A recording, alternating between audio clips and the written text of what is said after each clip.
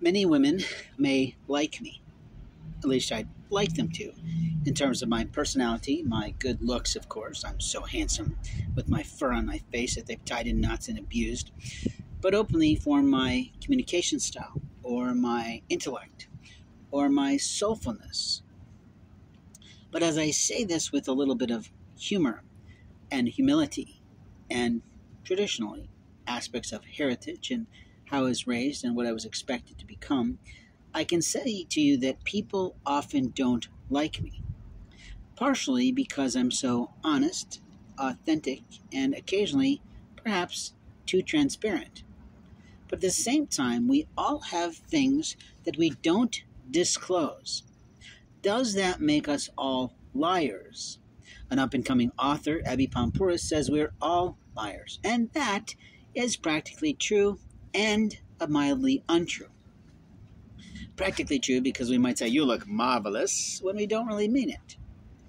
And officially, we might give a little white lie when someone says, "How's your wife?" And like, "Fine," because you've already lost your wife and you really don't want to go through that whole storyline again.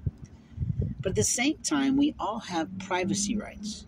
And privacy rights says I have the right to know the privacy aspects of my bank account, how much money I do have, how much money I don't have, how much money I owe to the bank, and my financials with regard to my employment. So when I was given a paltry salary in hourly work while my father was dying and I made a couple more dollars than my fellow associates, I never once mentioned it because my money is mine and your money is yours. And if you didn't negotiate for more, that's on your life.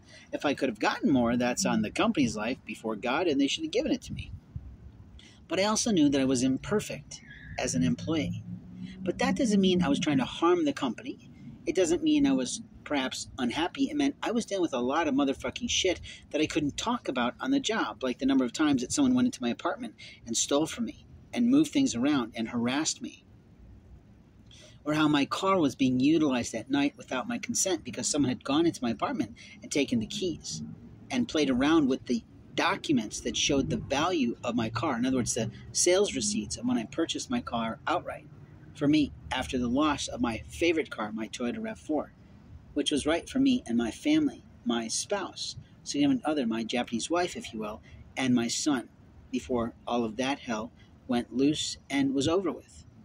Now, when I talk about these things, I'm talking about the fact that I don't have to tell you about the tail end of my relationship that I had for 20 years across international borders with all kinds of international laws, all kinds of rules and regulations, all kinds of studentship and other situations.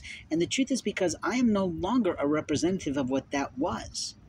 However, that doesn't mean that I'm going to throw away my Japaneseness, my biculturalism, my bilingualism, or any aspect of my property that came from my life overseas in Japan or my life with my spouse, if you can, because you see, I own those things.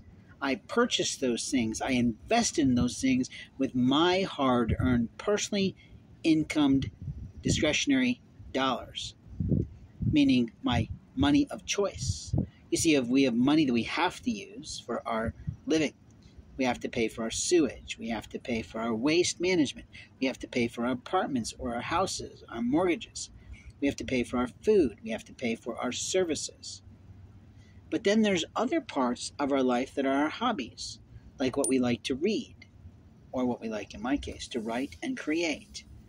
But technically, when I made images, I either made them myself as a trained professional photojournalist with a university degree, and my years of experience with my own studio since age 15, or with the marvelous technology learning I did over the course of time as technology evolved into the digital world we're in instead of the negatives we once used to do in the dark rooms with a little sin and the girls in our class.